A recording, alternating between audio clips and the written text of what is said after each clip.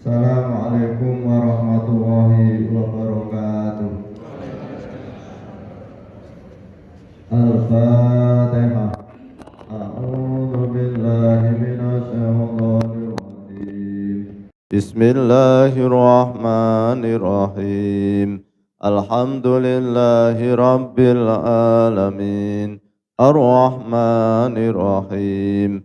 Maliki yaumiddin. Iyyaka na'budu wa iyyaka nasta'in.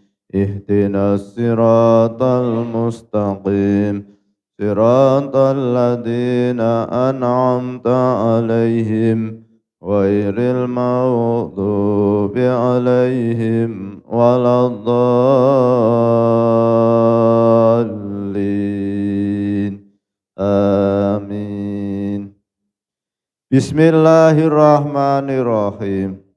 Utawi maknane syukur iku arep ningali kelawan peninggal ati setune ingkang paring mengkono-mengkono nikmat iku Allah bloko. Mongko dadi hasil bungah sira saking pitulunge Allah ing sira lan pengira-pengirane Allah ing sira. Ora kok bungah sebab ningali nikmat wae. Ngendika setengahe para ulama utawi syukur iku arep nglakokake gautane pitu maring penggawean kang den perintahake krana Allah Subhanahu wa taala. Agawe lisan krana kon maca kalame Allah. Agawe peninggal krana kon ningali ajibe kudrohe Allah Subhanahu wa taala. Agawe kuping krana kon ngrungokake kalame Allah lan perintah-perintahe Allah lan sekae hukum-hukume Allah. Agawe sikil lan tangan krana kon lumaku maring ibadah atawa kerja utawa kasab kang halal. Agawe badan kabeh krana kon ngibadah. Agawe ati krana kon gawe makrifat ing Allah kelawan yakin lan kong mahami kalame Allah Subhanahu wa taala. Bismillahirrahmanirrahim. Bapak Ibu jamaah salat subuh Masjid Al-Hikmah Arya Mukti Pedurungan Kota Semarang yang dimuliakan oleh Allah Subhanahu wa taala. Alhamdulillahirabbil alamin, pagi hari ini kita tetap istiqomah mengkaji karya Maha Guru Ulama Nusantara Simbah Gaji Soleh Darat As-Samaroni. Semoga bermanfaat fid dini wad dunya wal akhirah. Amin Allahumma amin. Pagi hari ini kita membaca kitab Munjiat halaman 78 baris yang ke-17, yaitu bersyukur pada Allah Subhanahu wa taala.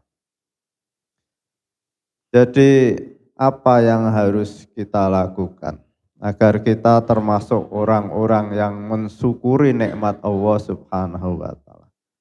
Yang pertama, bahwa apapun yang ada di dunia ini adalah ciptaan Allah Subhanahu wa taala.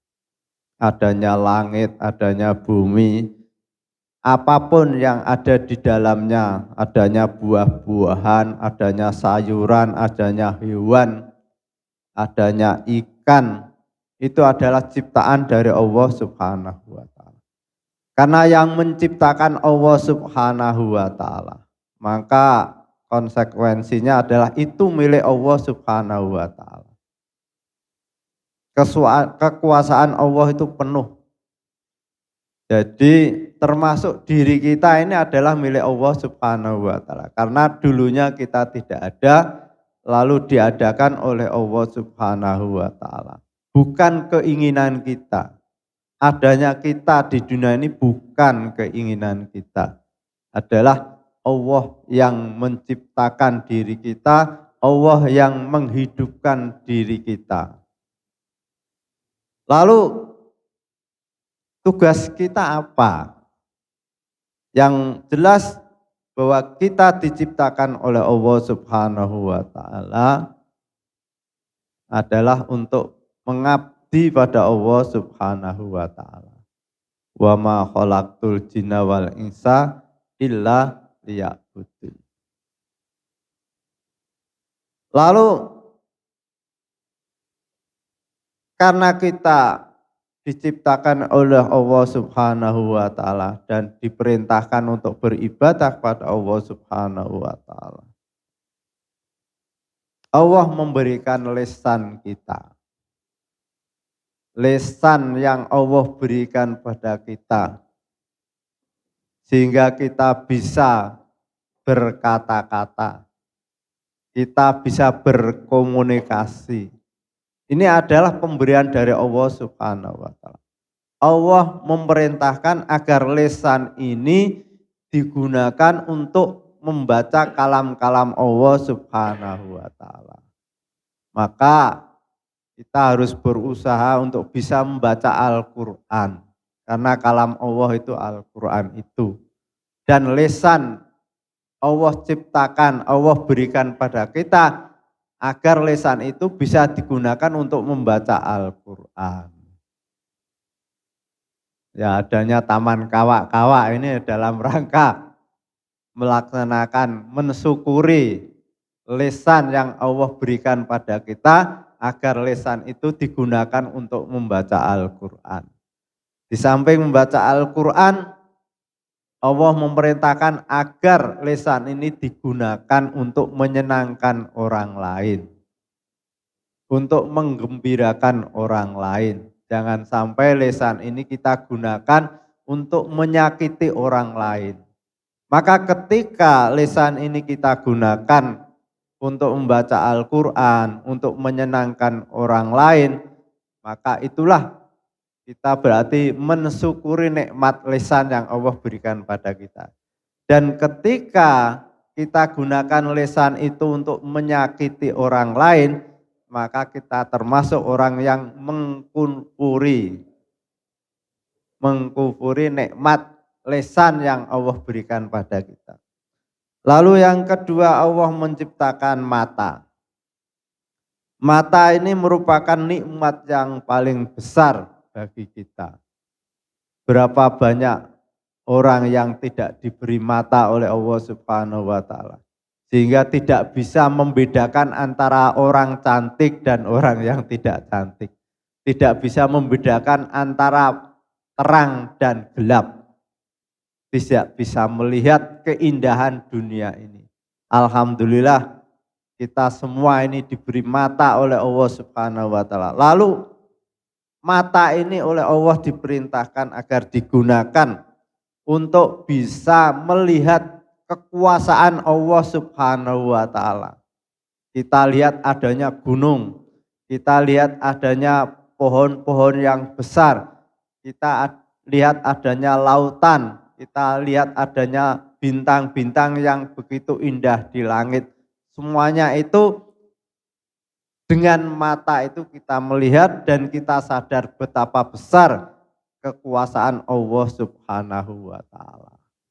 Lalu yang ketiga, Allah menciptakan telinga buat kita. Lalu Allah perintahkan agar dengan telinga itu kita gunakan untuk mendengarkan perintah-perintah Allah Subhanahu wa taala. Untuk mendengarkan hukum-hukum Allah Subhanahu wa taala. Dengan telinga ini kita bisa menerima perintah-perintah Allah Subhanahu wa taala. Allah memerintahkan kita untuk menghormati orang lain. Allah memerintahkan pada kita agar kita saling tolong menolong. Allah memerintahkan kita agar kita melaksanakan sholat. Itu kita peroleh lewat telinga kita.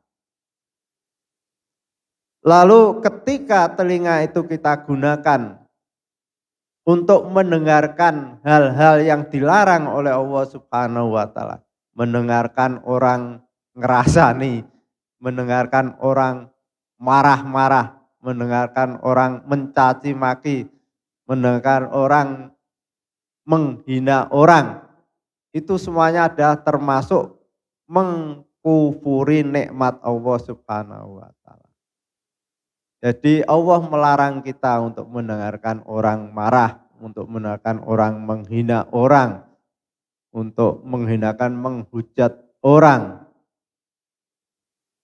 Karena itu adalah telinga harus kita gunakan sesuai apa yang diinginkan oleh Allah Subhanahu wa taala. Yang keempat, Allah memberikan pada kita kaki, memberikan pada kita tangan. Maka Allah memerintahkan dengan kaki dan tangan itu agar digunakan untuk beribadah pada Allah Subhanahu wa taala. Kaki Allah berikan pada kita agar kita bisa berjalan ke masjid. Tangan Allah berikan pada kita agar dengan tangan itu kita berjabat tangan dengan orang lain, bisa memberi kebaikan pada orang lain. Kaki dan tangan kita gunakan untuk mencari penghidupan yang halal. Dengan tangan dan kaki kita bisa berangkat bekerja, bisa melakukan pekerjaan-pekerjaan yang akhirnya kita memperoleh hasil dari pekerjaan itu. Lalu yang kelima, yaitu Allah memberikan tubuh kita. Tubuh kita Allah ciptakan dan Allah berikan pada kita agar dengan tubuh ini kita bisa melaksanakan perintah-perintah Allah Subhanahu wa taala. Allah memerintahkan kita untuk sholat. Maka dengan tubuh ini kita bisa melaksanakan perintah Allah dengan sempurna. Bagaimana kalau tubuh kita tidak ada? Apakah kita bisa sholat? Bagaimana kalau tubuh kita itu tidak ada? Apakah kita bisa berhaji? Maka dengan tubuh itu Allah memerintahkan agar badan kita digunakan untuk melaksanakan perintah-perintah Allah. Dan kita akan menjadi orang yang mengkufuri nikmat kalau tubuh kita ini kita gunakan untuk menyakiti orang. Tangan Allah ciptakan untuk memukul orang. Maka ini termasuk mengkufuri. Karena itu dilarang oleh Allah Subhanahu wa taala. Dan yang terakhir, Allah memberikan hati pada kita. Hanya manusia yang diberi hati, sedangkan hewan tidak diberi hati. Maka dengan hati ini kita bisa mengenal adanya Allah Subhanahu wa taala. Hewan tidak mengenal adanya Allah karena dia tidak punya hati. Sedangkan manusia dengan hati itu bisa mengenal bahwa alam ini adalah ciptaan Allah Subhanahu wa taala dan kita adalah hambanya Allah Subhanahu wa taala. Ketika kita sudah mengenal bahwa alam ini adalah ciptaan Allah Subhanahu wa taala dan kita adalah hambanya Allah Subhanahu wa taala, akhirnya timbul satu keyakinan bahwa kita di dunia ini adalah untuk diuji oleh Allah Subhanahu wa taala. Tabarakalladzi biyadihil mulku wa huwa ala kulli syai'in qadir. Alladzi khalaqal mauta wal hayata liyabluwakum ayyukum ahsanu amala. Jadi kehadiran kita di dunia ini adalah untuk diuji oleh Allah Subhanahu wa taala.